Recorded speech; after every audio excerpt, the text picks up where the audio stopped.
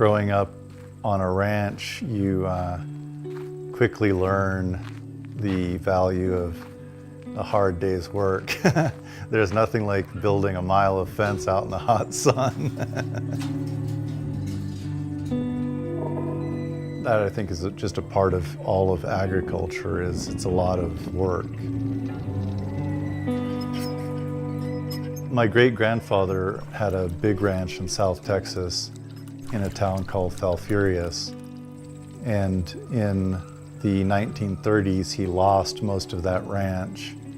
And my grandfather decided he wanted to live in Colorado and bought the first piece of the ranch here in 1950.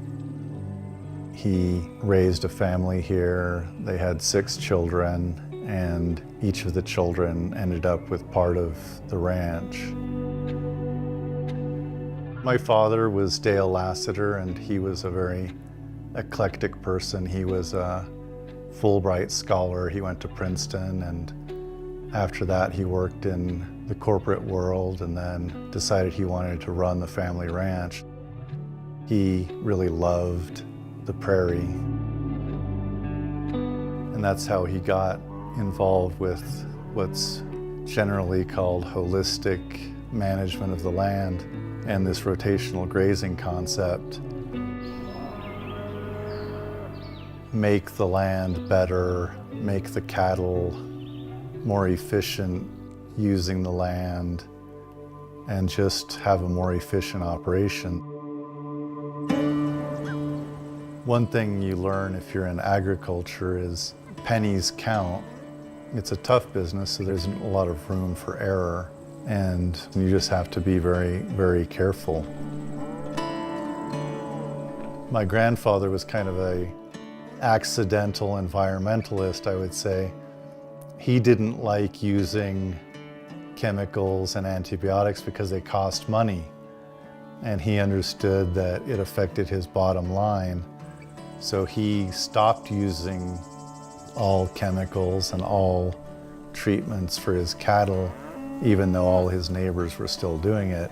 But that was a purely economic decision, which ended up being ecologically sound. Whereas my father was very concerned about preserving this piece of the prairie and improving it. And over time, I think he did improve the land. There's less bare ground now. There may be a wider variety of native grasses growing here. Our grass, when it cures, has a very high protein content. So our cattle can eat brown grass in the winter and be very fat and happy. Cattle have evolved to eat cellulose. That's what they love to eat. They did not evolve to eat corn. If you look at a picture of cattle in a feedlot in confinement, it is not how they should be living. They're healthy eating native grasses, roaming the prairie. We don't have to treat our cattle with antibiotics to keep them healthy. Humans aren't getting a side dose of antibiotics with their beef. And I think the most satisfying aspect of our work is just that we are providing people with a food that they can feel good about feeding to themselves and their families. Okay. Now drink it seriously. Both hands, both hands. It's amazing to me that you would be in the food business and not want to feed your own product to your family.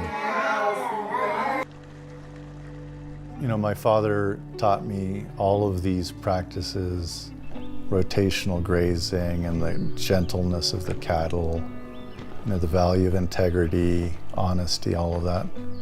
All of these aspects tie together to make our beef what it is.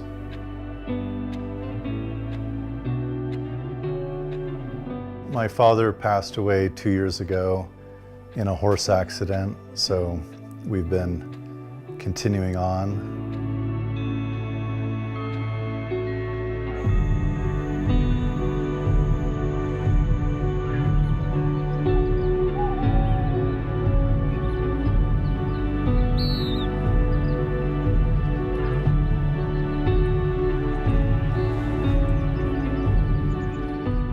You know, the most important thing that I can do is to just continue our high standards.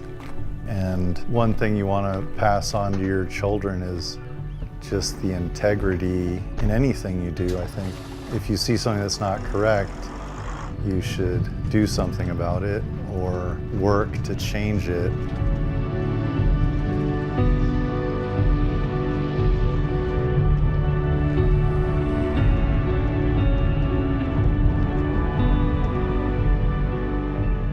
My father had a lot of ideas that he implemented at the ranch, and hopefully we can keep doing the same types of things and keep improving, because it's always a continual process of more improvement. I don't think that stops.